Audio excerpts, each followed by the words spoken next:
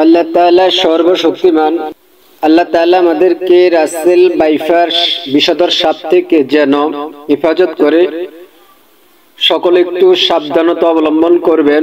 দেখার সাথে সাথে সাপটুকু মারতে চেষ্টা করবেন। আল্লাহ রাসূল সাল্লাল্লাহু আলাইহি সাল্লাম বলেছেন, কোন প্রাণী যদি তোমার কোনো ক্ষতি না করে, বাড়িতে থাকে, ঘরে থাকে, কিন্তু কোন প্রাণী যদি মৃত্যুর আশঙ্কা হয়, আপনার উপর হামলা করে এবং আপনার ক্ষতি চেষ্টা করে, আল্লাহ রাসূল সাল্লাল্লাহু আলাইহি সাল্লাম বলেছেন ওই প্রাণীকে মারার জন্য। তাহলে আপনি খেয়াল করবেন, সব সময় বিষধর সাপ রাসেল বাইফার থেকে সতর্ক অবলম্বন করে চেষ্টা করবেন। পড়েছে বিষধর সাপ রাসেল বাইফার। ধান ক্ষেত থেকে শুরু করে বাড়ির আঙ্গিনা যে কোনো জায়গায় মিলেছে। এই বিষধর সাপ একদিকে জনমনের আতঙ্ক সৃষ্টি হয়েছে, অন্যদিকে কৃষকরা এই সাপের ফসলি জমিতে কাজ করতে ভয় পাচ্ছেন। বর্ষার মৌসুমে দেশের বিভিন্ন অঞ্চলে এক আতঙ্কের নাম রাসেল বাইফার। গত কয়েক বছর দেশে বিভিন্ন সবাই জেনে রাখা জরুরি।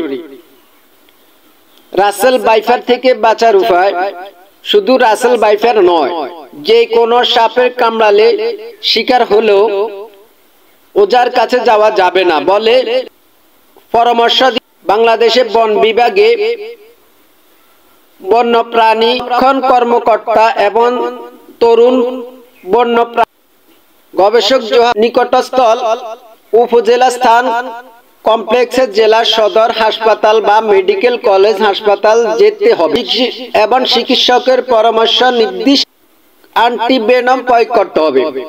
এক্ষেত্রে সম্ভব হলে যে সাপ ধ্বংস করেছে তা চিহ্নিত করার জন্য সেই সাপের ছবি তুলে স্থানীয় বন কর্মকর্তা ও চিকিৎসকের দেখানো পরামর্শ দেন।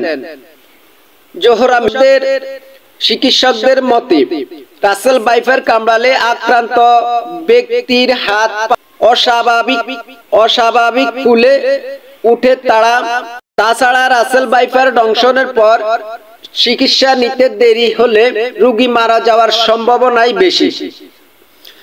মৃত্যুর পেশি প্যারালাইসিস,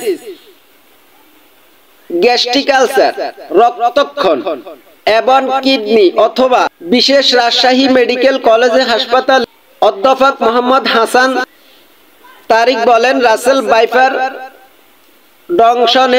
দংশনের শিকার ব্যক্তি কিডনি দ্রুত অকেজো হতে, শরীরে জ্বালা পোড়া করে, পাশাপাশি দংশনস্থল পচন ধরে। একই সঙ্গে দংশনের শিকার ব্যক্তি রক্ত জমাট বাঁধতে শুরু করে।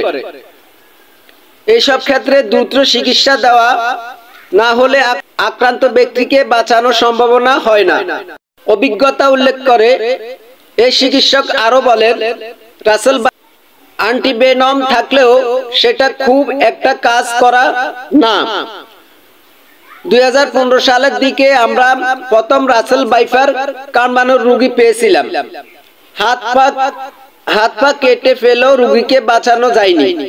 তাই সাপটির কবল সচেতনতা জোহরা মিলাদ জানান, রাসেল বাইফার চন্দ্র বোড়ার নামে পড়তে মোটাসোটা, তবে ল্যাজ শুরু হয়ে থাকে, মাথা ত্রিভুজ আকার এবং বি আকৃতির সাদা রেখা আছে, শরীরের পৃষ্ঠ